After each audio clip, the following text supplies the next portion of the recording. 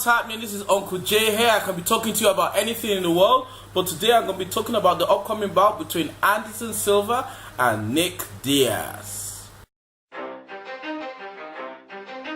Okay, let's take a look at the fighters. We have Anderson Silva, who is basically an all-round striker. You know, he has a background in Taekwondo, Capoeira, kickboxing, boxing.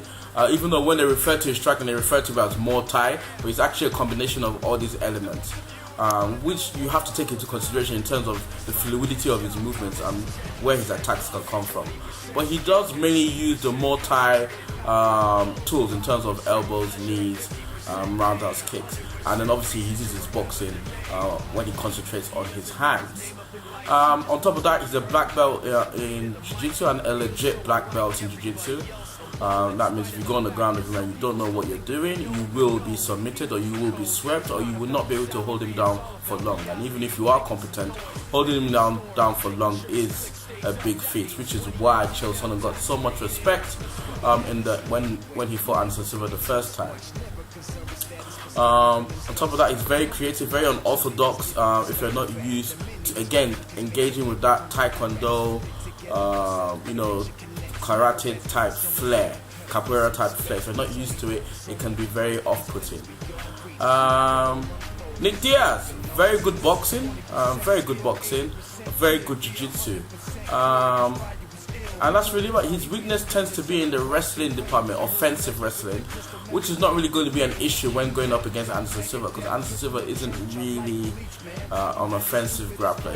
It's more like you take him to the ground and then he reacts to that. Basically counter. I'll say his grappling is more counter jiu-jitsu than anything else.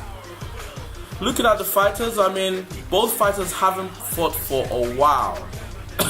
I mean, Anderson Silva is coming back from a very gruesome leg break. So the whole idea is, where is he mentally? Physically is not really an issue. Where is he mentally? Because physically, if he wasn't physically able to step up to the plate, he wouldn't be cleared to fight. So it's where is he at mentally? Nick Diaz hasn't really been fighting for a while, but his was mainly for choice because of his Nick Diaz nonsense. But during that time, I know he's been training. He's been doing his jiu-jitsu. He's been doing his boxing.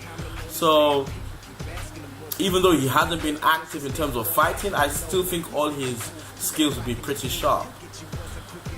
To be honest, going into this, looking at this fight, I personally think it's a mismatch. And when I say it's a mismatch on Nick Diaz's side of things. I don't think Nick Diaz can win. I think we're entering in the realm of impossibility in the context of Nick Diaz winning.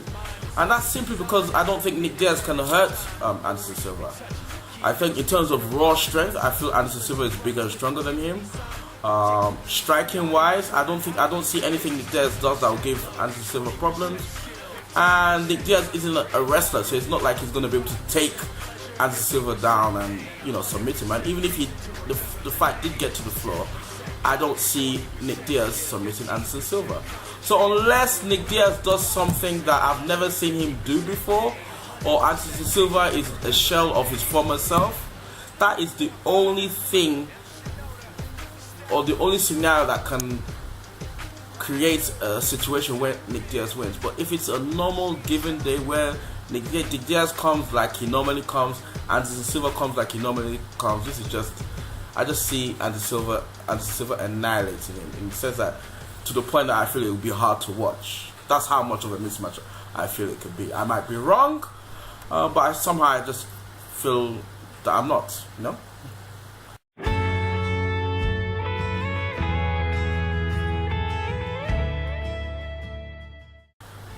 Okay, like with every video, I'm going to leave a scripture. The scripture I'm going to leave with this video is going to be from Mark 9 verse 35. And this is Jesus just telling his disciples that basically if you want to be seen as first in the eyes of God, you have to have that servant heart. You have to live a life that's about serving others for the glory of God. So yeah, if you want to be last, you have to be the first in the context of glorifying God. Now, if I'm talking about Mark 9 verse 35, I'm talking about Jesus, and this means nothing to you, all I'm going to say to you is that you need to give your life to Jesus Christ. you need to give your life to Christ, and you need to have an intimate relationship with God. If I'm saying give your life to Christ and it doesn't mean anything to you, then tonight, or you need to take a quiet time or whenever to stand before God and say, God, reveal yourself to me. Because I'm telling you now, this life, you will die one day. You know, I know you might not want to hear this, but you will die one day. And when you die, you're either going to heaven and you're either going to hell. And if you've lived a life without Christ, a life that does not honor or glorify God, you will go to hell. The only way you're going to make it into heaven is through Jesus Christ. And if everything I'm saying doesn't make sense to you, then you go down, get on your knees and ask God, God, reveal yourself to me. Very important. Everything in this life has an expiry date except for your soul. And your soul will either spend eternity in heaven or hell. Hey! Okay, if you like the video, subscribe.